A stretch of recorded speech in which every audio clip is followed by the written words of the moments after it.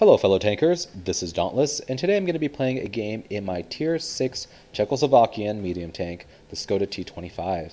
Now, I really never thought I would own this tank, but my brother owns the Tier 9 and the Tier 10 of the line, and he just is raving about them all the time. He finally convinced me to get it, so I free experience to the Tier 6 because that's what he said is the first good tank on the line. He said the Tier 5 is garbage, so had some free experience lying around from a lot of the grinding I've been doing, so I just bought this thing.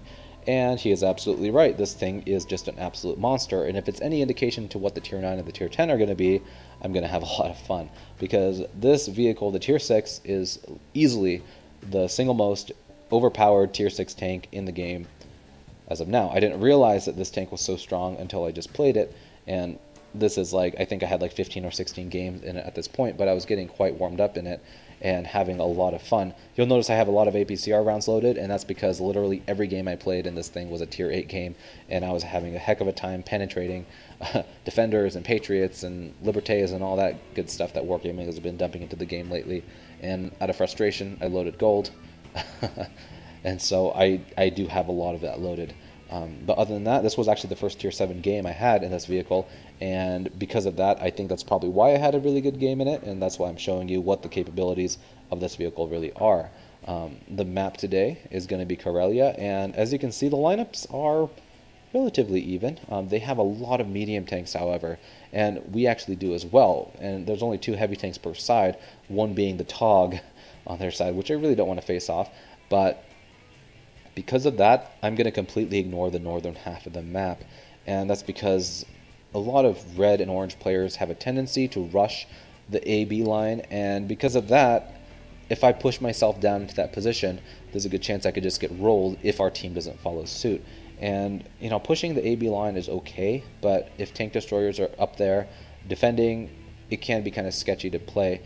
With a fast tank like the Skoda, I generally like to take the hill, but because I'm not top tier, and because there are 3 top tier, the WZ-131, the T-34-1, and the Comet are all fast tanks, if they try to take the hill and I try to contest it, I'm going to get massacred, no questions. And I really do, emphasize staying alive as long as possible, especially when you're lower tier, to have an impact on the game. You can't really be as aggressive. If I was top tier, I'd easily try to take the hill, but not in this thing. And so I'm going to show you a tactic that I use when I'm on a lower tier on this game, or on this map. So with that being said, we'll get it started. And immediately you'll see that this vehicle is very quick. There are a lot of light tanks that would actually be jealous of this tank's speed. And you'll notice why. This thing can do like 60 kilometers an hour in a tier 6 medium tank, which is pretty darn fast if you ask me, coupled with a 3-shot autoloader that does 150 damage each, and has only like a 7-second reload per clip, and has 10 degrees of gun depression, I believe. It's a pretty good combination for a tier 6 tank if you ask me. A little bit OP.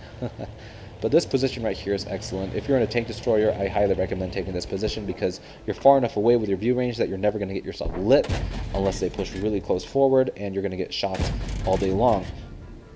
Now, the only reason I'm sniping in this tank, which is not really a sniping tank, is because I don't want to commit to the hill. We only have a couple vehicles on the hill right now, and we have 3 vehicles pushing this way, which is only like a third of our team. The majority of our team have pushed north.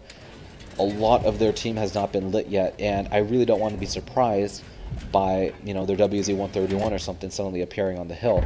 If I had taken the hill with these guys, I'd be in a situation where this AMX 1375 is, where I'm just kind of surrounded. I can't get off the hill, and I'm just pretty much screwed. And, it's easy for the WZ to suddenly appear here and take the hill too. You never know what's going to happen in these positions.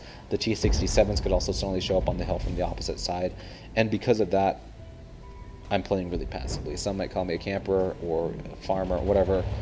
This is just how I play my lower tiers because I really want to utilize the maximum potential of this vehicle, and I can't do it if I'm dead. So the T-34-85M is pushing up. I know that these vehicles recently were given to players, literally probably that same day I was playing, and because of that I know he probably has a pretty bad crew in it. That, coupled with the fact that he is not a very good player, means that his view range is probably not great. And because of that, I am able to sit here and take shots, even though they are relatively close to me, without really worried about being lit. But now our KV-13 is dead, and our PC is taking shots. I need to move now. And a lot of players will sit there because they have shots and they're not taking shots. They think, oh, I can still sit here and get one more shot in. And that's not a good idea, because if you do so, by the time you realize that you're lit and you turn around, they're going to get shots on you the entire time you're driving away, and that's just a recipe for disaster. So this T20 is taking a lot of shots, but while he's taking the aggro, I'm going to just take advantage of that and farm as much as I can. I have switched to APCR, and really, in my opinion, gold rounds, this is when you use them the most, when you absolutely need to. We are not, by any stretch of the imagination, winning this game currently, and when every shot needs to count, that's when you switch to gold. And I can afford it, I guess, for the most part. I have a premium account, I have some credits, and because of that, I just feel like it's worth it to win a game, because you just get more experience that way, and it helps the grind. And I'm a competitive person, so I do enjoy winning. So if you look at the lineup, pretty much everything but their Tog has been lit, and that pretty much indicates that the Tog is actually over on the K line somewhere, and he was probably pushing, but he was so slow that he wasn't even able to show up to the fight, because again, right now he's not lit. And okay, I was wrong. He's actually sitting on G5. And right now, I'm just kind of playing passively. I know the majority of them are going to try to take our cap, but I don't want to be too predictable about it. I realize that they're on cap, and I don't want to push forward right here, because if I do, there's a good chance that anything that might be on the hill currently, which the T3485M, there's a good chance he's up there, as well as a Comet could have turned around and taken the hill. Even where the T3485M is right now, he would be able to get shots up at me, and so I'm going to pull around this way. They don't know that I'm coming, and I have great gun depression, so I think I'm going to be able to put some good pressure on the cap. So this 3 on cap, only 13 seconds left. I want to take this guy out because he is a top tier. I put 3 shots in, catch him on fire, and I'm reloading. I push forward, and I realize, okay, crap, he's coming at me. I should have been backing up here, but I don't. I put 2 shots into him, and unfortunately, the 3rd shot bounces. He is shooting HE at me for some reason, which is awesome. It helps me survive. I reload, bounce the 1st shot, bounce the 2nd shot, and the 3rd shot. That's great. The cap is 2 seconds left, 1 second left. Boom, someone resets. 3 seconds left on the cap, and Artie resets. That's awesome. Our team did awesome to pull this game back from what it was, and now I have side shots on this T1 Heavy. I'm able to put 1 shot in, and really bad marksmanship on my part there. I should have aimed at the turret, not the hull of the tank, and that's ultimately why I missed its second 2 shots, or else I would have had him finished off. Oh, I think I told you guys this had 150 alpha, right? Okay, I'm completely wrong. It's only 110 alpha, so I wouldn't have been able to finish him off even with those 2 shots, but we do have 2 Artie. The whatever they're called, the LEFH, has really good rate of fire, and as long as I'm able to keep this guy lit for our Artie, there's a good chance that he's going to be able to finish him off. The SU was actually able to finish him off, and now the situation is a 4v5. Okay, make that a 4v4. The KV2 finishes off their T3485. Now it's looking pretty good. We're able to completely eliminate the threat coming to this side. The Comet, I'm pretty sure, ran away at this point. And, this is the problem. The KV2 just gets greedy and pushes into their base, which is a mistake, especially since they have a bishop left. And the bishop was able to finish him off. That's why I really don't like it when heavy tanks push the AB line, because you're just so exposed in the open. And for a slow tank like the KV2 to push all the way from here all the way up to their base, it's going to take a good couple of minutes, and during that time the Artie is just going to have a field day with you. So I'm down to a 1 shot pretty much for Artie if he is able to hit me, and I'm a 2 shot for the majority of their tanks. Actually, for all of their tanks, I think they would at least need to hit me twice to finish me off. And because of that, and because of the fact that we have 2 Artie left, I'm kind of sketched out, and I don't know where this Comet is. Last I saw him, I'm pretty sure he had most of his life left, and if he suddenly jumps up on cap, trying to come after Artie, whatever, I'm just going to get absolutely massacred. So right now I'm trying to utilize my view range and just kind of sit here and hope that he pushes up and tries to cap. I realize that that's probably not going to happen. He is probably gone. It's been a long time, and so again, trying to utilize my view range for artillery because I have 2 of them on my side.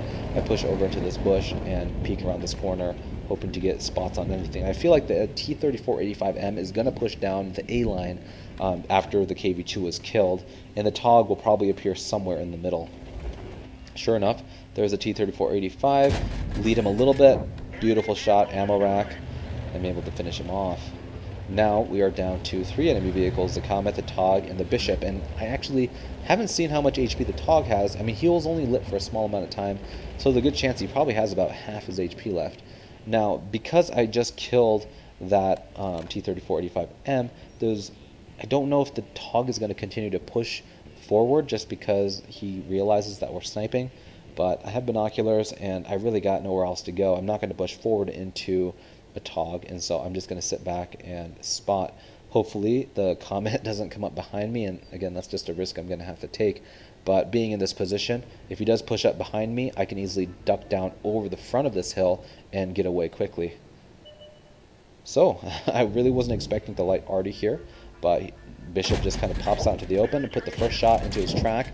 The Bishop actually has a lot of HP for being artillery piece, and unfortunately the third shot wasn't able to connect, but our Artie was able to finish him off. And again, I don't have Sixth Sense, so I really don't know if I got lit for that or not, but I'm going to fall back and wait for myself to get unlit and then pull back forward into the bush I was sitting in. 2,000 damage for a tier 6 tank. I would say that's a pretty good result. I pushed this bush forward. When hindsight watching that, I probably shouldn't have done that, but Tog is lit by our artillery and he finishes him off.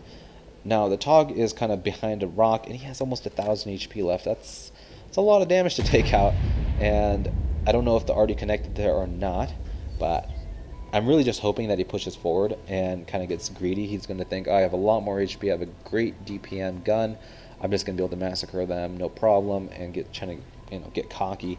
What I'm hoping is that he does this, and my excellent view range with my binoculars is going to be able to outspot him, and I'm going to be able to finish him off before he can even spot me back.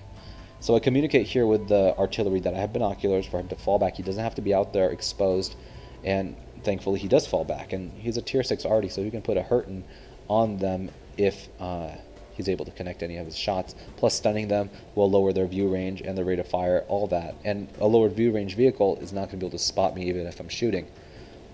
So now it's just a game of patience, and there we go. Mr. Tog gets lit right at the edge of my view range, and I'm able to connect the first shot, second shot, third shot. Now, this tank doesn't have the best aim time, and gun lane drive would be ideal. Now he stops to, I guess he probably just got tracked right there, but he's just blind shooting. He's frustrated, he's stunned. There's just absolutely nothing he can do. Now he's in an area that he can probably spot me if he pushed forward, but it's a little too late for him. I don't believe I'm spotted here, but really I don't know where the Comet is, and so it's just not a whole lot that I can actually do. I guess if I did suddenly start taking shots, I could run, but again, I think the Comet just hauled back. I honestly don't have any clue where the Comet is. He could be flipped somewhere. He could be AFK. You would think that being a top tier, he would have shown himself by now, but that's not the case. Now our Artie, great player, he took it upon himself to lead the charge. He realized that I had very low HP, and that the fact that I have a much more higher probability of finishing off the Comet, he decides to take the lead in an artillery and be my meat shield, which is awesome move on his part. Not a lot of artillery players would do this, and it's a little bit boring here, so I'm going to fast forward it. Basically, we decide to try to flush him out. He's probably not on the other flank. I mean, I guess he could be, but he was last spotted on this side. I double-checked the hill just to make sure that he's not going to be sniping us from behind or that we miss him. And then we just realized there's only 2 minutes left, or I guess 3 minutes left on the game, and we better just cap. So again, we just push forward, kind of taking a wide swing just in case he's here, and then I hide behind this rock right here, this bunker, get inside this bush, hoping that he gets lit. Maybe he's on this side, but again, only 2 minutes left on the game, and 5, 4, 3, 2, 1. No Comet, but I will take that victory any day. Now, I was almost able to get 3,000 damage in a tier 6 game, which is awesome. Kind of about the same results I had in my Achilles in the previous replay that I had uploaded. 4 kills, 500 spotting, assist damage. It's great for any tier 6 vehicle. And again, a lot of this game was just falling back and shooting at the enemy that was approaching me, and sometimes that's okay. You don't always have to be aggressive, and a lot of people do ask me, how do you play your lower tiers? Well, this is a prime example. Sit in the back lines, snipe if you can, get flanks, defend, just whatever, but just don't be way too aggressive at the beginning because you're going to get yourself killed and then get frustrated and rage quit. So anyway, guys, hopefully you found this replay entertaining. If you did, I'd really appreciate it if you give it a like down below. And if you haven't already, subscribe to my channel for more content like this in the future. As always, guys, thanks for watching, and I'll talk to you guys later.